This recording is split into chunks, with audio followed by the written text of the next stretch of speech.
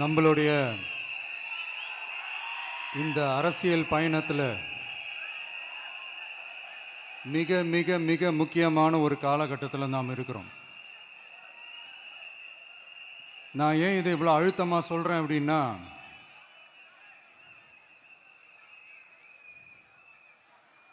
ஏதோ அழுத்தம் இருக்குமோன்னு நினைக்கிறீங்களோ?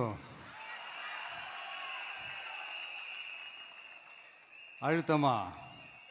நமக்கா?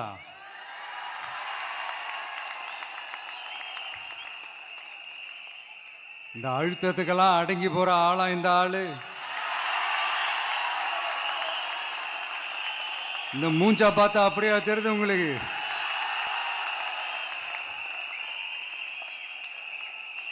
அதனால அப்படியெல்லாம் நடக்காது. அதுவும் முக்கியமா நம்ம கிட்ட அதெல்லாம் நடக்கவே நடக்காது. ஆனா அழுத்தம் இருக்குதான்னு கேட்டீங்கன்னா இருக்குது. அது நான் இல்லைன்னு சொல்ல வரல. நமக்கு இல்லை, மக்களுக்கு. தமிழ்நாட்டை இதுக்கு முன்னாடி ஆண்டவங்களும் சரி பாஜகவுக்கு அடிமையாக தான் இருந்திருக்கிறாங்க. ஸோ அவங்கள நம்பியும் ஒரு பிரயோஜனமும் இல்லை. இப்போ ஆண்டுகிட்டு இருக்கிற இந்த திமுக அரசாச்சும் நமக்கு ஏதாவது செய்வாங்கன்னு பார்த்தா இவங்களும் அவங்கள மாதிரியே தான். இன்னும் சொல்ல போனால் ஒரு படி மேலே, இன்னும் மோசம். அவங்களாச்சும் நேரடியாக சரண்டர் ஆகி இருப்பாங்க, இவங்க மறைமுகமாக சரண்டர் ஆகி இருக்கிறாங்க. அவ்வளோதான் வித்தியாசம்.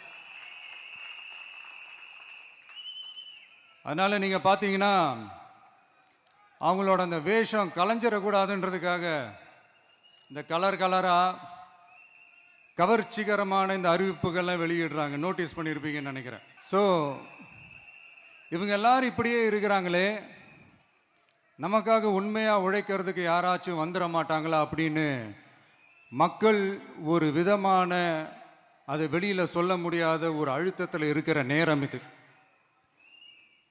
மாற்றி மாற்றி ஓட்டு போட்டு ஏமாந்து அவங்க இப்போ நம்மளை நம்புகிறாங்க. நம்மளுடைய இந்த தமிழக வெற்றி கழகத்தை இந்த விஜய் கூட நிப்பான்னு நம்புகிறாங்க.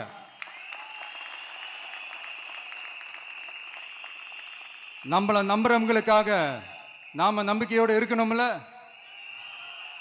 அப்படின்னா இது முக்கியமான, மிக மிக மிக முக்கியமான ஒரு காலகட்டம் தானே. அதனால தான் அவ்வளோ அழுத்தமாக நான் சொன்னேன்.